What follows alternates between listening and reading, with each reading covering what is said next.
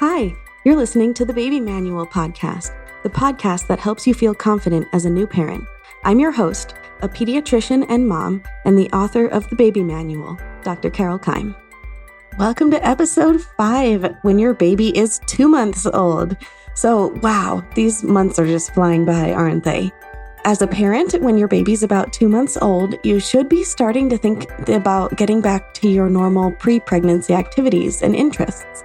A lot of times that includes work or school and preparing to go back to that and finding childcare for your baby during that time. It can be a really hard transition, and that's normal. So if you can, try to go back slowly or gradually for the first couple of weeks. Maybe not right on, with a full schedule, but hey, it's up to you, whatever's best for you and your body and yourself.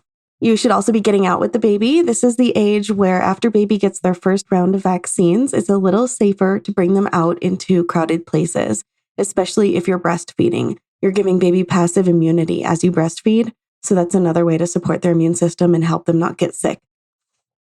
You should be trying to figure out at this time, or starting to land on where you are with partner support and family support, and whether you've got friends, family, people that you can reach out to when you need to. There should be community resources also, so I would suggest looking into that.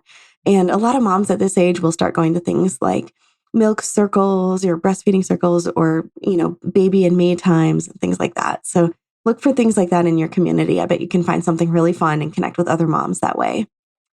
At this point, mom should have had her 6-week postpartum checkup. If you haven't, make sure you go ahead and schedule that. And just to make sure that you're okay, you should not be bleeding anymore at this point, and you should be starting to feel like yourself again. You need to be on pelvic rest for 6 weeks after baby's born, which means nothing inside of mom's vagina. So that means no toys, no boys, nothing. But now that you're 6 weeks out, it's okay to start having sex again. So it's time to think about family planning. If you don't want to have another baby right away, you need to consider that, because you can get pregnant right now, even if you're breastfeeding. So talk to your partner about that. See where you land on family planning. As for your baby's development at this time, you want to hold them, cuddle them, talk and sing to them. They should be laughing and smiling and cooing, but also they still cry. So also think about strategies for crying. If they seem to be crying too much, I'd say first just check, have they eaten? Are they full? Do they have a wet or dirty diaper? And do they need to be held? If all of these are satisfied, then you might want to call your doctor and troubleshoot other things that it could be that's causing them to be crying too much. They should be eating about 6 to 8 times per 24 hours. So their feeds are a little more consolidated at this time. Sometimes they can take as much as 4 to 6 ounces at a time at 2 months of age, which means that they should be full for about 4 to 6 hours. It's interesting. The baby's body seems to, they still eat 24 to 30 ounces in a 24-hour period, but they just eat more at a time so they can go longer between feeds. And it seems like 1 to 1 1/4 ounces will keep them full for about an hour is the typical average for babies. For peeing and pooping, they should have found their pooping pattern by now. The rule of 7 still applies. So anything between once a week and 7 times in 24 hours is considered a normal amount of poop. But usually what I see around 2 months of age is that babies are pooping about once or twice a day or once every couple days. And that's usually typical for them. If babies tend to go more than a few days without pooping, a lot of times they'll have a blowout poop, like a big giant one that goes all up inside their onesie. And that's normal. They've just saved it for a couple of days. So anything in that 7 range, 7 times a day to once a week is normal. They should still be peeing every time that they eat, which is about 6 to 8 times per 24 hours. Now, for their skincare, you're still bathing about once or twice a week, sometimes every other day at this age. At 2 months, they tend to be a little spittier, they get a little smellier. They get a little bit of milk in their skin folds in their neck. They're starting to get a little bulked up. They're not just these skinny little babies anymore. So sometimes they need more frequent bathing at this age. And you can still use cream or lotion or ointment after baths to seal in that moisture.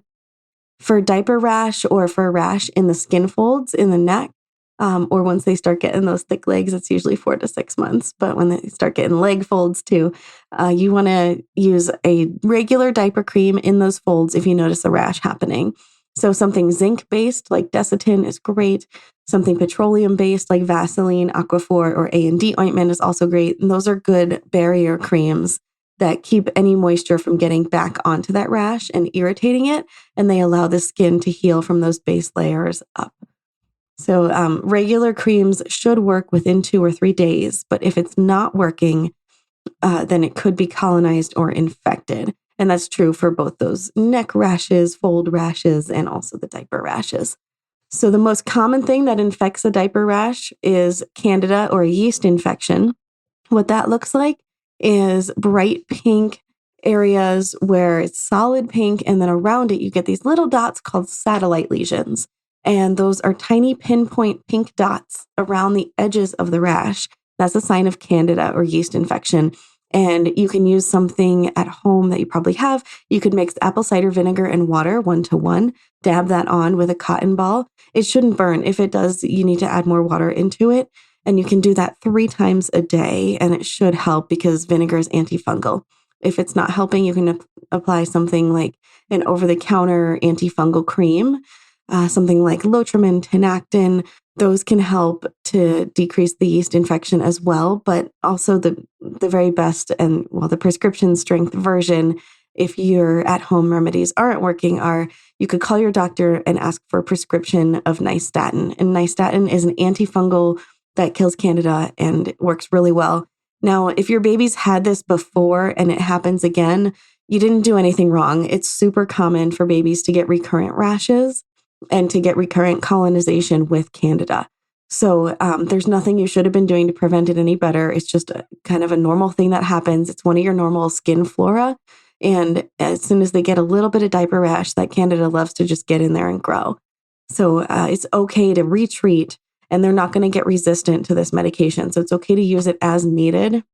But if they do have a Candida infected rash, you want to use that nystatin cream for about a day or 2 after the rash seems to have gotten better, because once it's still really light pink, there is still some in there. So until it's totally gone, you want to still use it. And then when you're pretty sure it's totally gone, do it maybe another 24 hours just to be really sure, so that it's not going to flare up as quickly as it would have. For bacterial infections, sometimes babies will get boils in the diaper area or little pimples, and those are typically caused by a staph infection. So for those, you can try using Neosporin 3 times a day. That's over the counter. But if it doesn't work, you're going to need a prescription strength like mupirocin ointment, which you can get from your pediatrician. If your baby has recurrent boils, that's unfortunately something that's not normal. So, it can happen, but it tends to be because it's living somewhere in the house. So you want to treat the whole family with this mupirocin ointment. You can put it under everybody's nails and inside both sides of the nose 3 times a day for 10 days, and that will eradicate it from the house. So if your baby has recurrent boils, that's what I recommend, is treating the whole family or anyone that's in that diaper area doing diaper changes. For family members, like extended family, grandparents or babysitters or daycare centers, if you're not able to get them treated, you can ask that they use rubber gloves while they're changing baby's diaper, and that will help prevent that infection from happening again. For your baby's 2-month checkup, so your baby should have gained about 2 pounds or 1 kilo since their last checkup. The average weight at 2 months is about 11 pounds, and that's based on the average baby being 7 pounds at birth.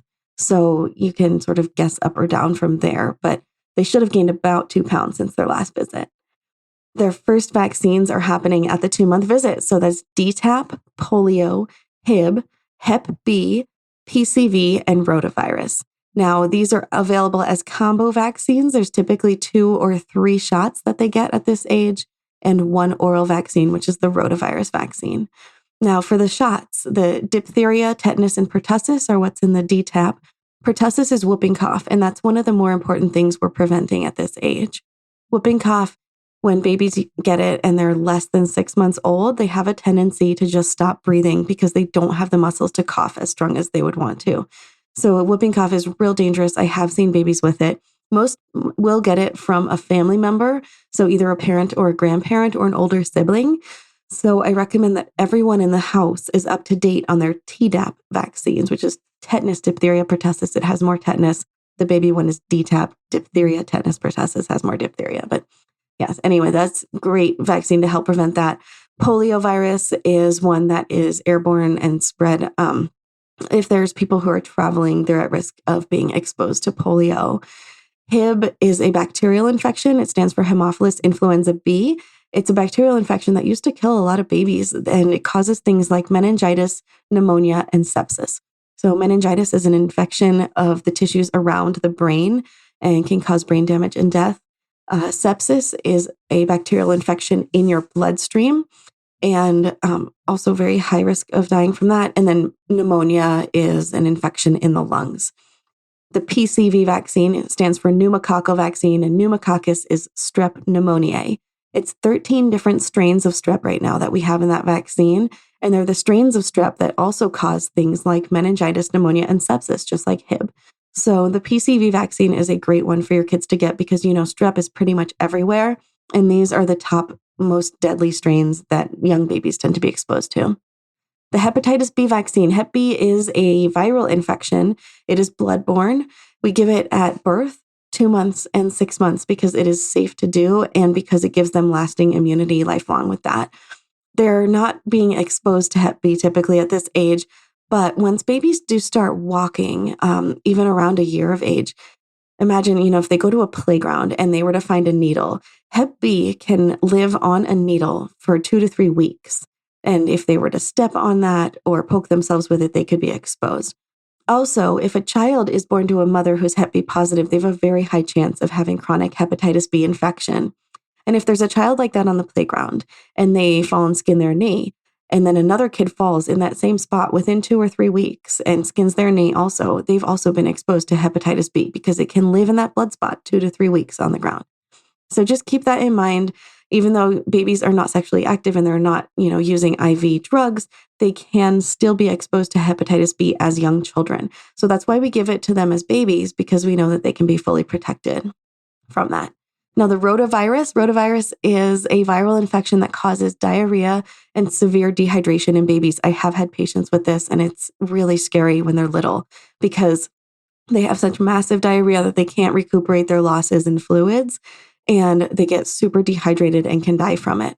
A lot of babies who catch rotavirus will get it from a school-age sibling who has just mild diarrhea or from a parent or a family member who has it. So it is foodborne, waterborne. So that's something that we protect the young babies against now. With rotavirus vaccine, you have to start before they're 15 weeks old. So we start that typically at the 2-month visit. Neuro and development at this age. So at 2 months, they're starting to lose their primitive reflexes. So the grasp reflex, the rooting reflex, and the Moro reflex are getting less prominent. They're just not as big. You can still see them, but they're less than they were.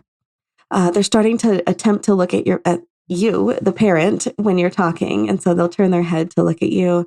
They'll smile. They're starting to be able to soothe themselves. A lot of times that's by sucking on something like a hand or a pacifier. And they can keep themselves interested too at this age. And they start to show signs of boredom, which is kind of crazy.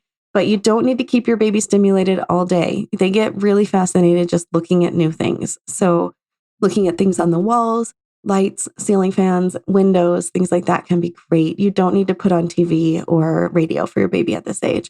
And just talk to them throughout the day, sing to them. That can really help.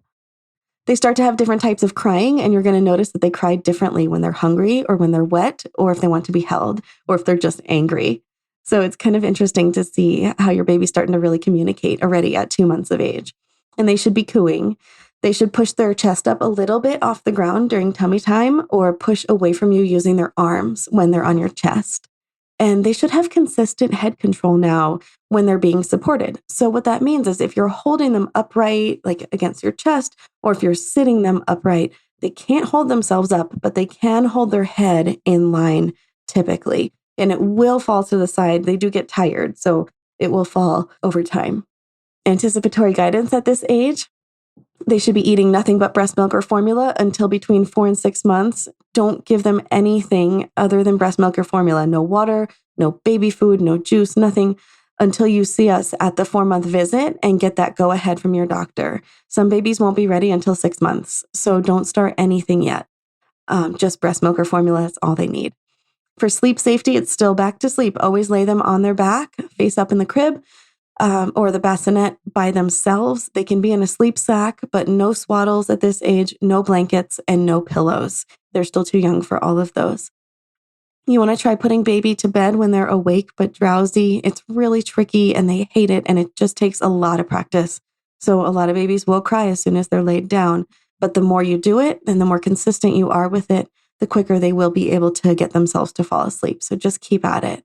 I know it's hard.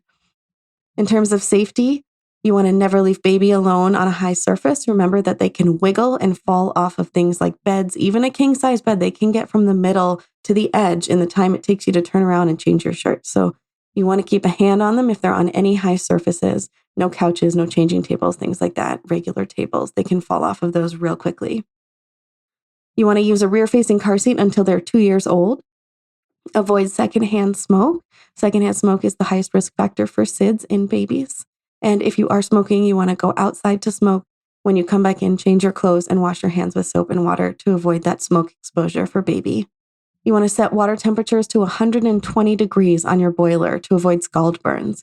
If your baby were to be taking a bath, say in the sink or in the bathtub with the water running, and someone flushes a toilet and the water goes to scalding hot, if it's 120 degrees, that gives them enough time to pull their hand or leg or body away from the water and cry without getting scalded. If it's higher than that, they tend to get burned before they can react to it. Remember also, you should never prop a bottle. Babies aren't quite strong enough to hold their own bottles still at this age, but they're also not strong enough to get the bottle out of their mouth if they need to, if they start choking. So propping bottles, like having it held by something in their mouth, is a high risk factor for choking at this age. So you always want to be holding the bottle and feeding your baby if you are giving them bottles. And the best way to help your baby with development at this time physically is with tummy time. So tummy time is 15 to 30 minutes. It should be about 30 minutes at this age, twice a day on a blanket where you have them face down, you're watching them the whole time, and you're seeing them try to lift their chest up. A lot of babies hate tummy time, and well, you're their personal trainer in this right now, and that's actually kind of good. So as they hate tummy time and they start to push themselves up, eventually they will roll over. Once they can get themselves out of tummy time, they've gotten everything out of it they need to. So the point is we're training them to roll and to press up their bodies at this age. So keep doing that tummy time as much as you can. Also for verbal development, talk, sing to them, snuggle with them, and you can even start to read them books. And really, they're just learning that books are things that make you make sound, and they have pictures to look at, and the pages go in one direction from right to left. That's all at this age, and their next checkup is going to be when they're 4 months old. So their next few checkups are every 2 months. They have their 2-month checkup, then the 4-month, and then the 6-month checkup. And then after that, it's 9 months. So it's getting more and more spread out. But you've got this. You're starting to notice patterns with your baby, and you're starting to feel more confident as a parent. So we will see you next time for the 4-month checkup. Thank you for listening to the Baby Manual podcast. Please hit that subscribe button below so you don't miss the new episodes when they come out. I would also love it if you could leave me a review. If you'd like to buy a copy of the Baby Manual, it's on Amazon and Kindle. I'm the author, Dr. Carole Keim, and that's spelled Keim. You can also follow me on YouTube, TikTok, Instagram, or Facebook to get some quick baby tips that will make you feel like an expert. Thanks for listening.